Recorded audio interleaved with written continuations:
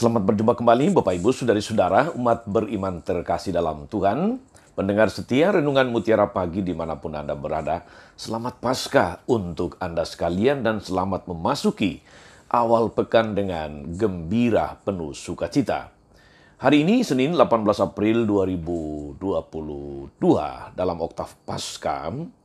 Saya Romagus CSR mengajak saudari-saudara merenungkan hari ini Injil Matius 28 ayat 8 sampai 15, kita akan merenungkan dua sikap, dua respon terhadap peristiwa kebangkitan Yesus. Kita mendengarkan firman Tuhan. Dalam nama Bapa dan Putra dan Roh Kudus. Amin. Pada waktu itu perempuan-perempuan pergi dari kubur diliputi rasa takut dan sukacita yang besar. Mereka berlari cepat-cepat untuk memberitahukan kepada para murid bahwa Yesus telah bangkit. Tiba-tiba Yesus menjumpai mereka dan berkata, "Salam bagimu." Mereka mendekatinya, memeluk kakinya dan menyembahnya. Maka kata Yesus kepada mereka, "Jangan takut. Pergi dan katakan kepada saudara-saudaraku supaya mereka pergi ke Galilea dan di sanalah mereka akan melihatku."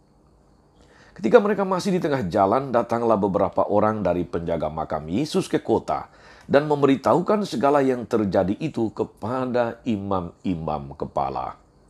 Dan sesudah berunding dengan kaum tua-tua, mereka mengambil keputusan lalu memberikan sejumlah besar uang kepada serdadu-serdadu itu dan berkata, "Kamu harus mengatakan bahwa murid-murid Yesus datang malam-malam dan mencuri jenazahnya ketika kamu sedang tidur.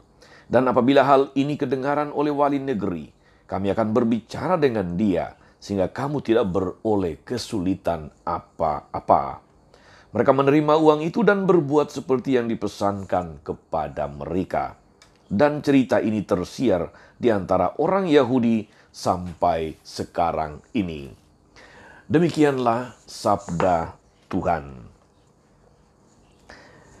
Bapak Ibu Saudari-saudara umat beriman terkasih dalam Tuhan, dari perikop Injil tadi kita menjumpai dua sikap, dua respon terhadap peristiwa kebangkitan Yesus. Khususnya tentang jenazah Yesus yang tidak lagi ditemukan di dalam kubur karena sudah bangkit. Sikap yang pertama datang dari para rasul. Kita mendengar saudari-saudara bahwa cerita tentang kebangkitan Yesus diwarnai oleh perasaan haru biru, bisa dikatakan begitu. Karena para murid Yesus sendiri terombang-ambing oleh ketakutan, rasa bingung dan tentu saja sedih kehilangan Yesus. Mereka takut karena jangan-jangan orang-orang Yahudi akan juga mengejar-ngejar mereka sebagai pengikut Yesus untuk dibinasakan.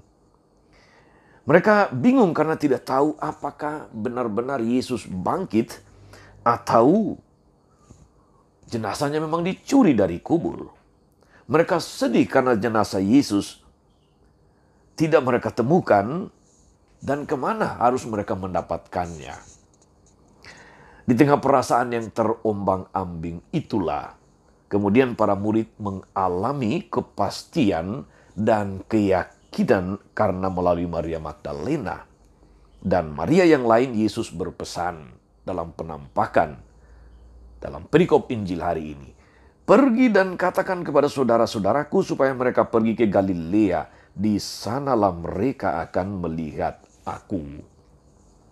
Saudari-saudara umat beriman terkasih dalam Tuhan, sikap yang nampak, sikap yang muncul dari baik Maria Magdalena dan para murid yang lain adalah dikatakan mereka takut dan bersukacita.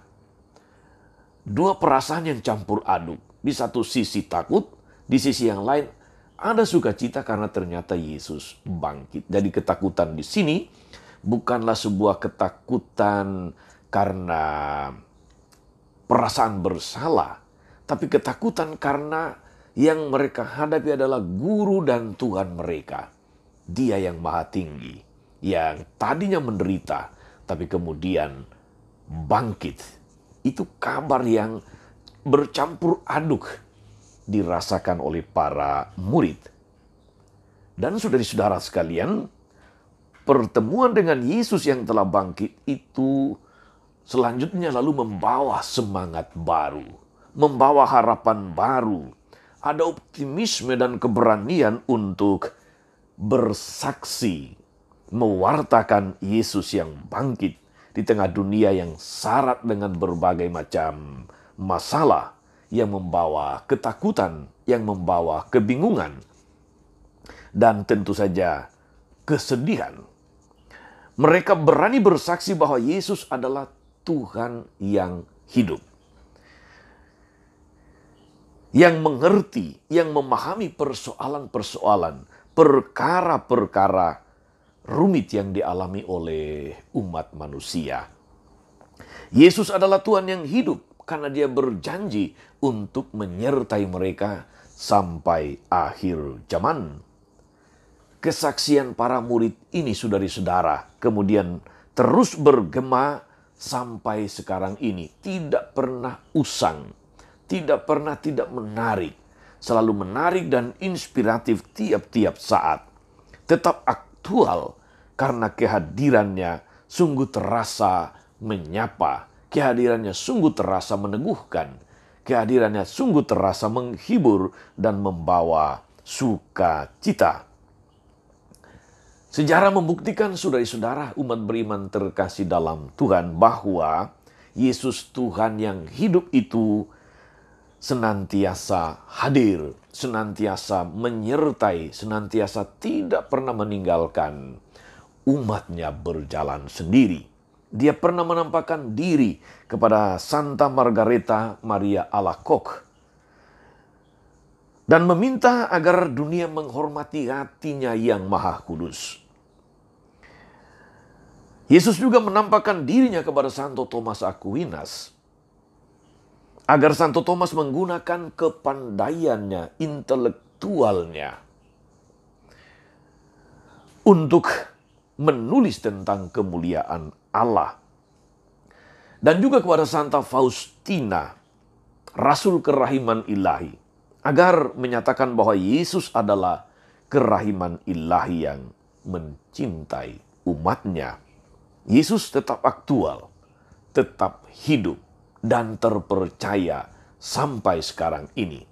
Kehadirannya itulah yang terus menyemangati, yang terus menghadirkan sukacita dalam saat suka maupun duka, dalam saat sedih maupun senang, dalam untung maupun malang. Bersukacitalah saudara, karena Yesus senantiasa hadir beserta kita.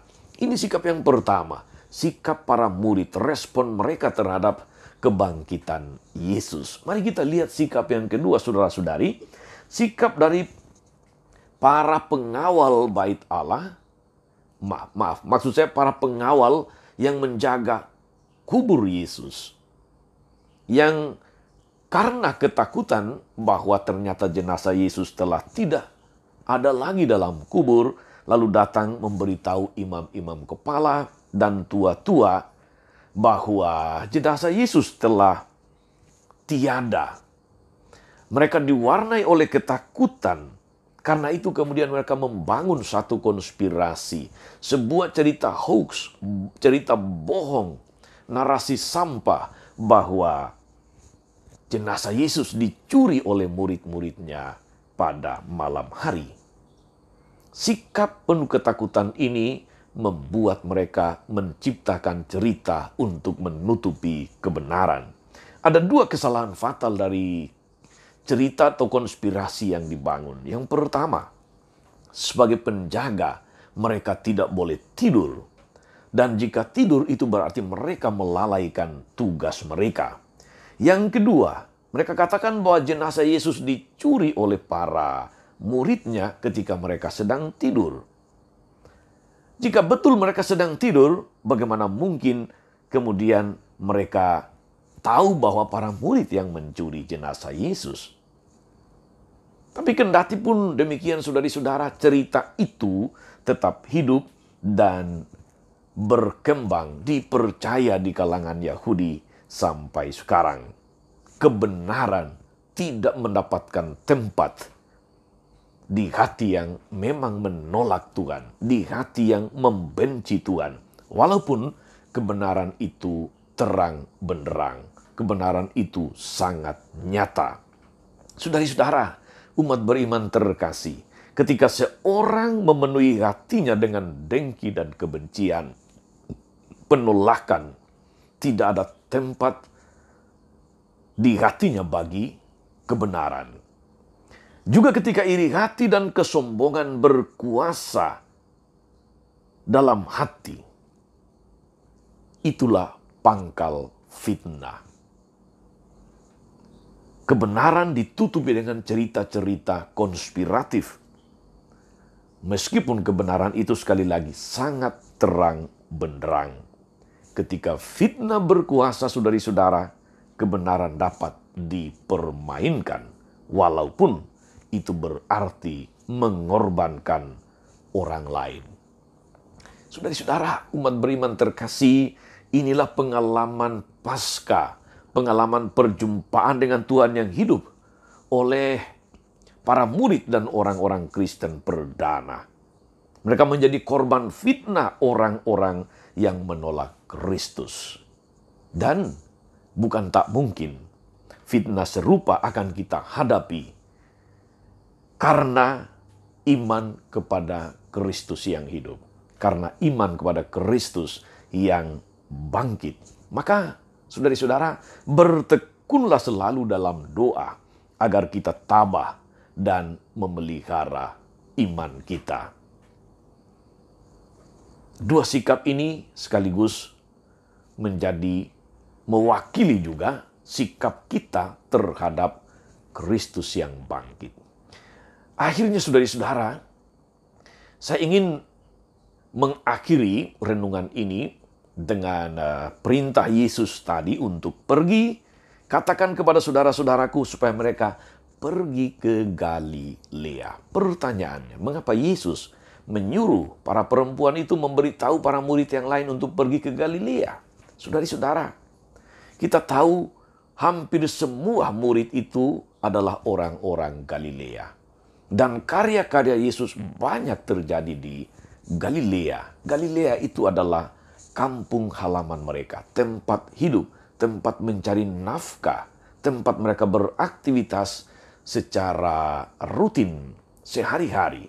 Karena itu ketika Yesus meminta mereka pergilah ke Galilea, ini mengandung makna yang sangat dalam. Betul, nanti Yesus akan menampakkan diri kepada mereka di Galilea, meneguhkan mereka untuk pergi mewartakan kabar baik, kabar kebangkitan. Tetapi, saudari-saudara, itu juga berarti Yesus yang bangkit mengutus kita sekalian untuk pergi ke Galilea kita masing-masing. Ke rumah kita, ke tempat kerja kita, ke tempat kita biasa beraktivitas, ke lingkungan hidup kita sehari-hari, dalam semangat yang baru, yaitu semangat Paskah. Semangat untuk bersaksi. Semangat untuk menjadi manusia baru. Semangat untuk mewartakan Kristus dalam kesaksian hidup yang baik dan benar sebagai pengikutnya. Selamat Paskah untuk Anda sekalian. Pergilah ke Galilea masing-masing dan jadilah murid Kristus yang siap bersaksi. Tuhan Yesus memberkati. Maria Bunda selalu menolong, setia mendoakan kita semua. Amin. Allah Bapa yang penuh kasih, begitu agung karyamu yang menyertai kami sepanjang waktu, yang tidak membiarkan kami sedih, kehilangan, dan takut. Kebangkitan Yesus Putramu adalah sungguh kabar gembira yang melebihi kegembiraan apapun dalam hidup kami. Sebab kebangkitannya menghadirkan sukacita, menghadirkan semangat baru, menghadirkan inspirasi dan kekuatan untuk mulai bersaksi tentang Dia. Mulai dari tempat di mana kami hidup, di keluarga masing-masing, di tempat kerja masing-masing, di tempat kami biasanya beraktivitas. Semoga kami hadir, kami datang sebagai orang-orang, manusia-manusia Paskah, manusia-manusia baru dengan semangat bersaksi yang penuh dengan sukacita. Sertai kami dengan kuasa Roh Kudus-Mu, agar kami senantiasa menjadi saksi-saksi yang baik dan benar, menjadi saksi-saksi-Mu di tengah dunia yang seringkali tidak ramah dengan kehadiran-Mu. Engkau yang hidup kini dan sepanjang masa. Amin. Saudari-saudara sekalian, berkat Allah turun atas saudari-saudara, atas mereka yang kita doakan atau kita janjikan doa mereka yang sakit dan menderita, segala rencana, karya, dan pelayanan kita sepanjang hari ini, Bapa dan Putra dan Roh Kudus. Amin. Tetap sehat, tetap semangat. Jangan lupa like, subscribe, nyalakan lonceng notifikasinya. Salam 52, Tuhan memberkati.